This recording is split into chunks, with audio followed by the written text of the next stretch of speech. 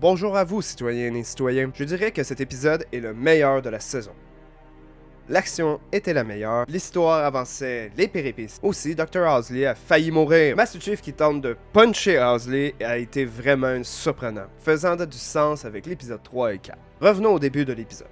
Master Chief qui décide de ne pas faire confiance au Spartan Key, étant la Spartan Con. Je savais pas comment elle se nommait, alors peut-être que c'est ça, peut-être que non. Cela fait du sens car elle découvre ses émotions au même moment qu'être en opération, donc son cerveau n'a pas eu le temps de s'adapter. À la fin, on le constate car elle n'est plus capable de combattre. Deuxième point. John touche l'artefact et il voit une sorte de clone de lui. Ceci est une référence à l'origine des Spartans de Fall of Reach dans le livre et aussi de ce fait dans le lore. Les Spartans ont été échangés par des clones défectueux. L'objectif derrière est d'éviter que la population de l'UNSC soit au courant du projet.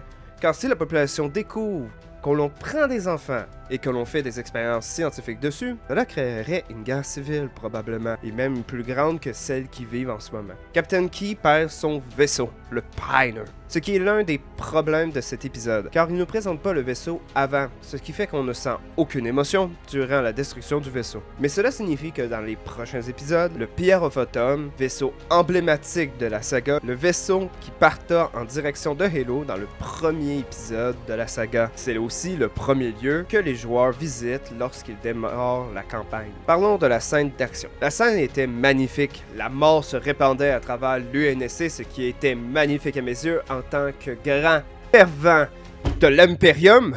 Il est très important d'éliminer toute Xeno qui existe devant vos yeux. Je crois que cette scène était vraiment badass. Un des aspects de cette bataille est bien sûr Master Chief qui descend avec son Banshee sur la face du Ghost. Et c'était vraiment magnifique à voir, ça représenterait très bien Master Chief.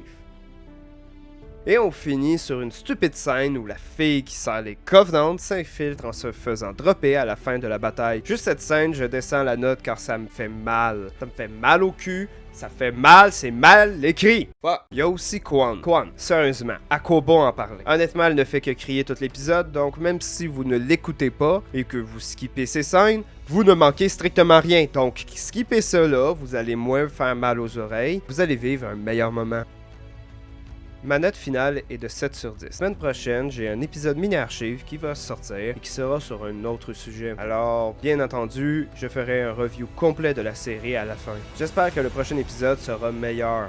Mais aussi, on suit la logique de la série, alors ça ne sera pas le cas. Et le prochain épisode risque d'être très mal écrit, très mauvais comparé à cet épisode. Je vous souhaite une bonne soirée, citoyennes et citoyens. Et souvenez-vous toujours, nous servons tous l'Imperium. Et un jour, nous devrons tous se sacrifier pour elle.